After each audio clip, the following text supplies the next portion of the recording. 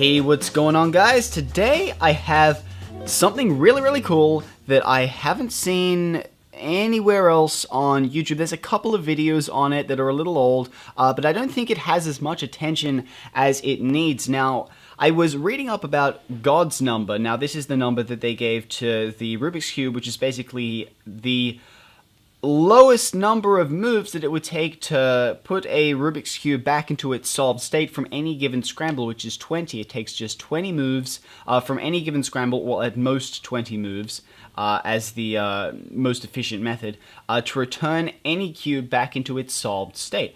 Now, I found this to be very interesting, but of course, it does take more moves than that to return a cube back into its solved state because we use algorithms, and those algorithms have a set number of moves. So usually it would be like... well, actually, I don't know how many moves it would take on average. If someone can let me know what that is, let me know in the comment section below. I'd really be interested in hearing about that.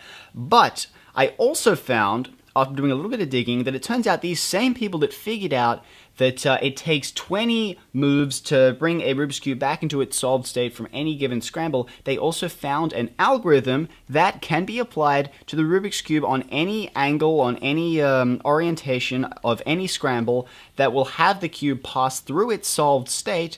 They have some statistics. Apparently, it's not always the case. It might be like 75% of the time. But the cube will pass through its solved state whilst completing this algorithm. So here's the algorithm here. I actually wrote it down. So I had to put a grid there so I could actually follow it because it was kind of getting jumbled up. So we have L, R2, B, L prime, R, U2, F2, L, B, D, U2, B, L prime, R2, B2, L prime, D2, U, L prime, B2, U2, R2, B, D2. Long algorithm, 25 steps long, but this algorithm, if applied to any scrambled cube on any axis or any orientation, it will turn the cube back into its solved state. So let's give it a try. So I got a cube here. I'm just going to give it a scramble because I don't have a scrambler here right now. And I think that should be good enough. Alright, so let's just give this a try and see where it ends up. Okay, so let's try the algorithm. So let's do L, R2, B,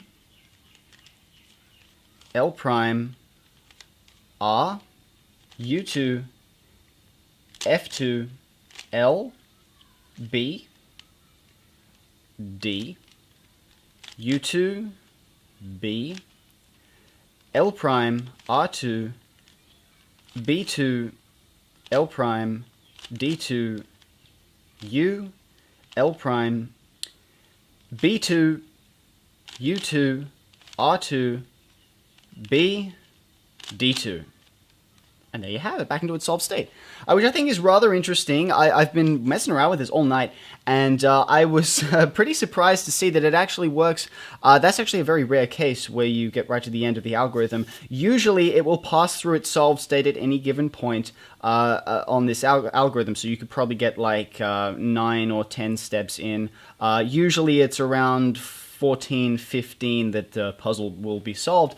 Just to prove that this works, I'm going to do it again. So let's just do another scramble here. You can try this at home. You can try this at home right now. If you have a Rubik's Cube, then you can give this a try yourself. If it's already scrambled, then you can follow along with me and give this a try. So let's just do a load of scrambling here. Okay, so that looks pretty good. So let's give this another try. So L, R2, B, L prime,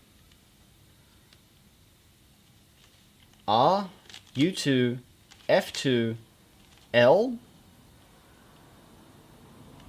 B, D, U2, B, L prime, R2. and it's already passed through its solved state. So you can see I've got B2, L prime, D2, U, and the rest of the algorithm still to go. So that is the nature of the algorithm. It's not like any other algorithm where it will cycle the pieces. The cube will pass through its solved state along this algorithm. Now this, they have some statistics with them. I haven't been able to find them, but basically if you get to the end of the algorithm and the puzzle hasn't been solved, then all you had to do is go full circle and just continue with the algorithm from L all the way through. And usually by the second time, sometimes it happens, you'll have to go through it a third time. But basically, if you just continue following this sequence, the cube will pass through its solved state whilst performing this algorithm. Okay, so the reason that it does this, I'm not entirely certain, but basically this algorithm has been built on statistics. Statistically, what is most likely to bring two pieces together? And this is just based on all of the other algorithms that are out there floating around today, all of the OLL, all of the PLL, all of the F2L algorithms. They all come together, and statistically, with this sequence of notations, you are more likely to get a, to bring just a couple of pieces together, so it will bring 2 or 4 pieces together. And the reason that it solves the puzzle is because at some point in this process, these clusters of pieces will line up into their solved state, which I think is rather interesting. Now, I don't understand the entirety of it. If you understand this more than I do, then please provide a detailed explanation below, because I am not, you know, set up for explaining this kind of stuff. I don't have my head kind of wrapped around it. But anyways, hope you guys found this video informative. Give this a try for yourselves. Thank you guys for watching, and I'll see you all next time.